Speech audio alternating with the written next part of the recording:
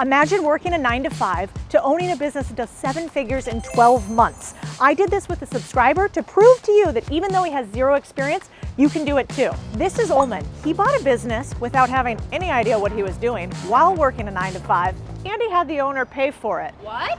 Yep. How do you know how to do that? Well, I taught him and his lady how to do it. Let's break it down live. Exactly what happened, what almost crushed them, so you can steal their homework and playbook step by step. Wait until you guys see how much they grew this business in just 1 year. What's up, Ullman? How's it going? What's up, Codie? So, you guys glad you did this? Oh my God, changed our life. Yay. Okay, I want to break this down today. This is our agenda. How did this start? Why did they choose to buy a business instead of start one? How do they find a business to buy? How much money these guys got? How did they pay for it? How do you do the same exact thing? We're going to break it down.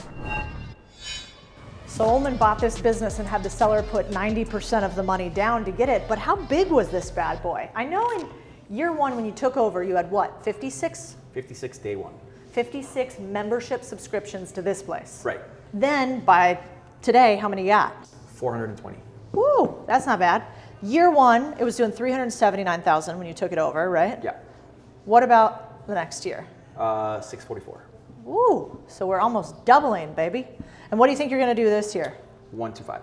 Wow, $1.25 million, not $1.25. But it probably wasn't always this easy. Where did you get the idea to buy a business from? It's from you.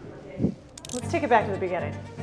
So we met at a coffee shop because Ullman wanted me to describe how exactly do you buy a business. We broke down our 10-step process and we got into our secret, super proprietary method called the perfect fit business. First, you draw the perfect fit Venn diagram. Passion, skills, network. Now first, he wanted to buy a laundromat. Bad idea. Then we talked about starting a property management business. Wasn't right. Then finally a med spa because his wife is A nurse practitioner.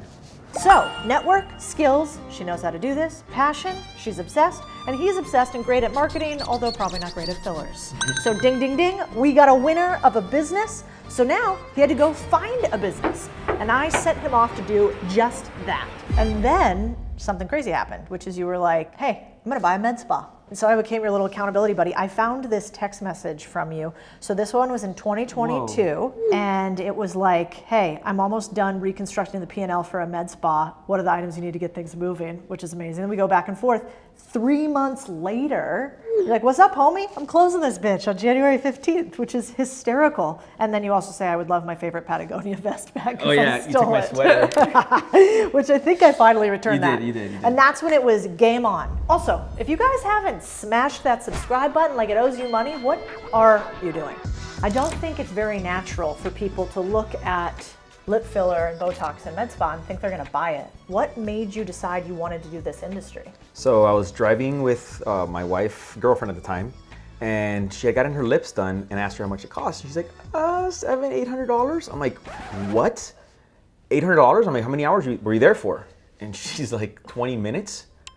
And I'm like, how much does that product cost? She's like, probably like $300. I'm like, so she made $500 profit in 20 minutes? That's when I started kind of brainstorming. I'm like, this is a pretty good business to maybe get into. Yeah, you got some margin, so you can layer on top of that. Yeah. What else made you like the med spa model? So I noticed a lot of like inefficiencies and lack of transparency. I asked her, well, how much does everything else cost? And she goes, oh, I don't know, you have to call in. I'm like, what do you mean? Just check the website. Like, oh no, prices aren't online. I'm like, so if I want to book something, I have to call in? I'm like, what if it's like after hours? And like, oh, you call the next day. I'm like, you're missing out on customers. So that's when I started thinking like, oh my God, there's so much optimization that you can do with this industry. And you went even one step further than that we'll talk about later. Brilliant idea. You're gonna wanna stick around. How did you think about starting this business tactically? What were the next steps once you figured out you liked the model? All right, so we talked about it, and the first thing is she needs to know how to be an injector. So she's a great nurse, worked in the hospital, but she had no experience. And how do you get a job without experience, and how do you get experience without getting the job? So that was a little bit of the issue we had. And there's Jen now with all the experience in the world. Say hi, Jen. How did you fix the chicken and egg thing? So I told her, hey, why don't we just cold outreach and email a bunch of smaller med spas. You can go in there and just offer to work for free. You pay for college, you pay for school, like this is the same thing, pay with your time. Okay. And that's what we did. We cold emailed, I think, about 20 different med spas, and one responded to Jen and said, actually, I need somebody to do the medical consultations. And if you do them, in exchange, I'll teach you everything aesthetics, and you can shadow and learn everything you need to know. So many times people don't do things because they say, I can't, I'm not qualified, I don't have the license, there's no way. But is that an excuse or is that reality? It's an excuse. Yeah. You know, and the time's gonna pass, and the time did pass. It was, maybe about 2 years that she was doing this apprenticeship while working a full-time job, and made it happen. And now she, is the expert. Now she's teaching people. You'll never be able to buy a business unless you learn the basics about doing business. There are 5 crucial financial documents you're gonna need to know how to use, read, and analyze. This is so you are putting yourself in a position to generate a positive return on your investment. So HubSpot sent me these templates that are amazing. They also sponsored this video. So the number 1, personal financial planning template. So you and your family stay in a spot where you can safely buy a business. Number 2, cash flow statement. This template allows you to stay on top of the top reason businesses fail, cash flow problems, aka don't buy a business with cash flow issues. Number 3, balance sheet template. So you can review the full snapshot of the business you want to buy. Number 4, profit and loss statement template. What kind of debt service are you taking on? Is there enough left over to hire an operator? And number 5, financial projection template. Maybe the most important document for analyzing an acquisition. What's gonna happen after you buy it? Link in the description if you wanna download all 5 of these for free. Everyone say thanks, HubSpot. So you started out thinking you were gonna just start this business, and then you realized you were gonna buy it. Yeah. Why? Starting a business is actually harder than buying a business, and more expensive when you do the math. Okay, let's break this down. That machine. That's an $80,000 machine. This remodel. About $60,000. How about that chair and whatever those contraptions That are? chair's $2,800. Pretty much all the inventory that we have there is probably like another $40,000, $50,000. Wow, what about in here? That machine there is about $40,000. And then you have a ton more inventory here, stuff like this, another couple $1,000s? Yeah. When we bought the spa, it had about $165,000 worth of furnishing and equipment. So it was either start a business with $0, but you'd have to spend $165,000 to start. Yeah. Plus you'd have to wait to get clients because you'd I mean, actually have to build it out. I have a lease, right? Now Yeah. I'm paying a lease, I'm paying a front desk, I'm paying for marketing, so I'm pretty much bleeding money for about 12 months. It's probably gonna come out to about the same amount of money as it is to just buy the business. Yeah. But you start profitable from day one and you're breathing and you're not worried about like, will I even make it? I think I was reading a Harvard Business Review the other day that said that only 7% of Americans actually own a business. Less than 10% of businesses will ever hit $1 million in annual revenue.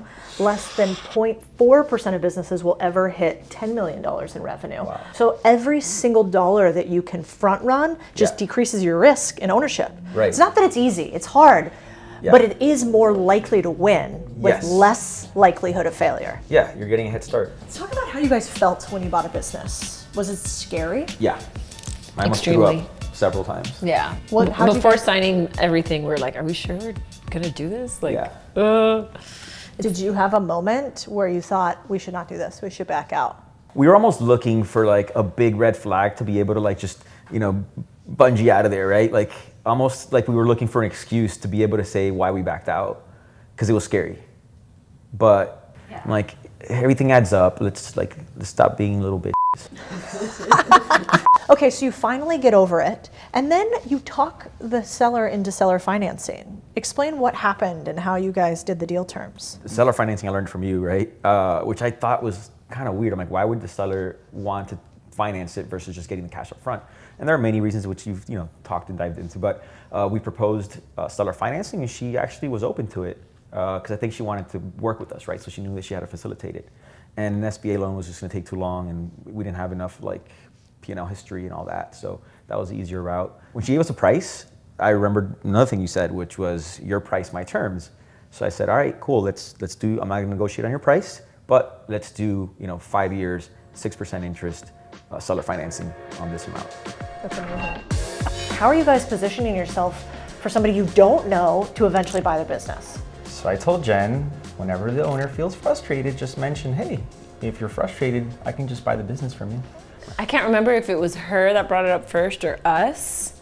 She was getting very flustered with like patient complaints and she was the only injector. And I'm like, look, I can start injecting. Like, I can also buy your business. Kind of just like planted the seed little by little. And then eventually she's like, I'm thinking about selling the business. And I was like, hey. Well, there was a big problem at one point, right? Which is you guys started digging into the business and you realized, holy hell, there was no financials. So how do we actually even determine what the business is worth? And I remember you sent me the P&L and I was like, the f is this? You mean lack thereof? Yeah, so the business almost completely falls apart. The deal almost completely falls apart, but you guys recoup it at the last minute. What happened? I actually made the P&L for her. Luckily, she used an EMR, which tracked all the sales. So I can see like how much sales came from services and products. And then she gave me her bank statements.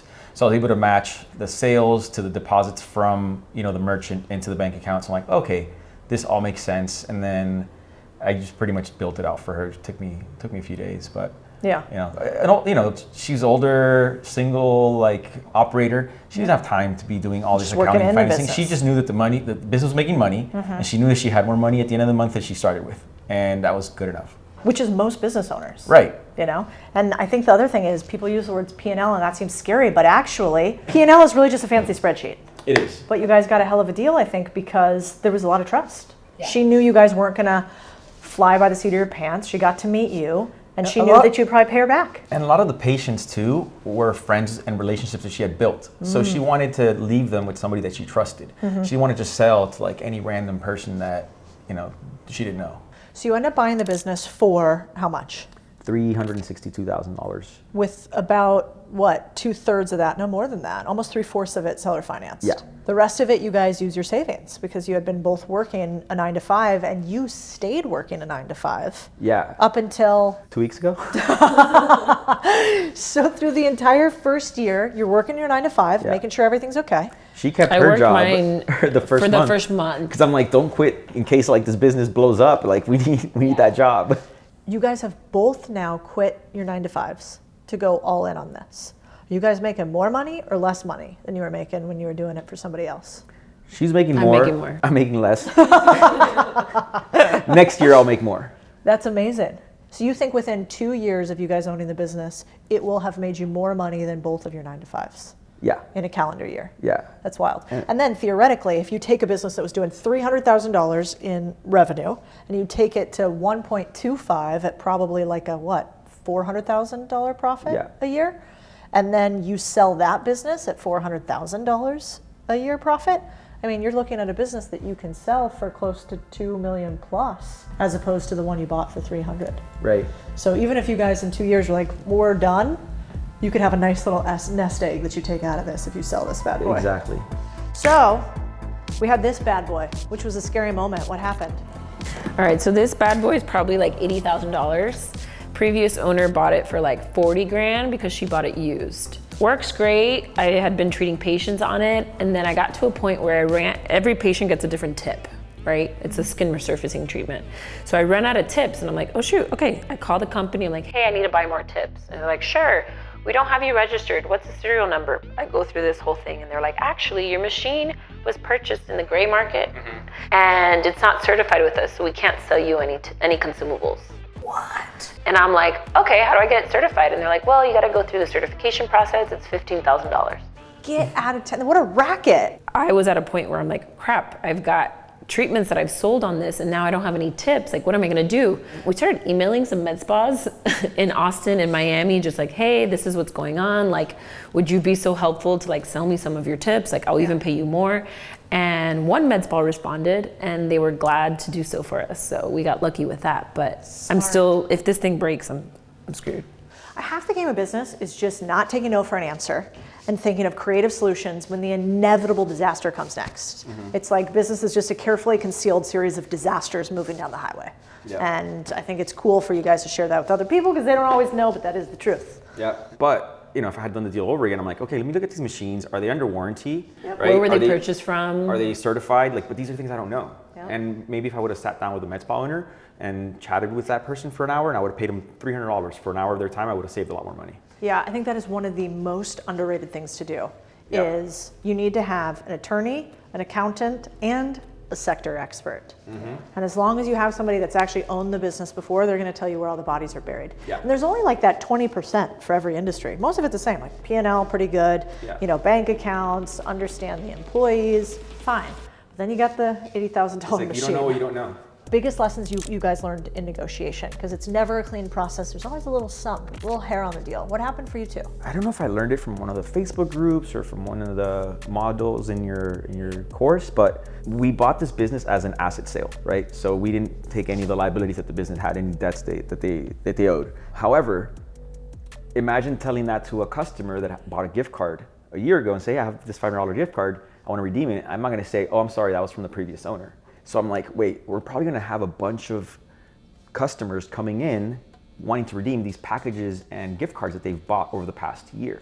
So I included into the agreement that anybody that came in with gift cards or pre-purchased packages and they redeemed them, that we would take it off the principal amount owed. Smart. All right, we're calling this segment Hot or Not Business Acquisitions. Did you guys make hot, aka good decisions, or bad decisions, not? First up, seller financing, hot or not? Hot. Second, apprenticing, hot Absolutely or not? hot. Due diligence, hot or not? Not. Not hot, hard. I guess not. I don't know. Bought versus started business. Hot. Bot is way better. Yes. On-market deals. Not. Off-market deals. Hot. I like it. Med spa, hot or not? Hot. Hot. Location, Hot. Hot. buying another business? Yes, hot. Yes, hot. In this episode of Hot or Not, you heard it here first. So you guys absolutely killed it in this business. Inside of a year, you 4x'd it. That's not normal. What do you think the 3 secrets were to you growing that fast? I think starting out, number one, we're very transparent with our pricing. We've gotten a lot of feedback from our patients how much they appreciate knowing how much something is going to cost before they actually show up. I'd say number 2, we're building a community. Now being in this new location, we really want people to feel like they're at a second, like in their second home. Number 3, underselling. I like to be very honest with patients. I'll actually tell them like, no, you don't need more lip filler or whatever it may be, and just honesty. I love it. It doesn't take that much to make a small business a 10 because so many people don't even try. I really think what you guys are doing here is pretty beautiful. Most successful people I've met would say that they're not that smart and they're not experts. They just work a little bit harder than everybody else for a little longer than everybody else. And the truth of the matter is that it is in the work we trust. That's what makes a Main Street millionaire.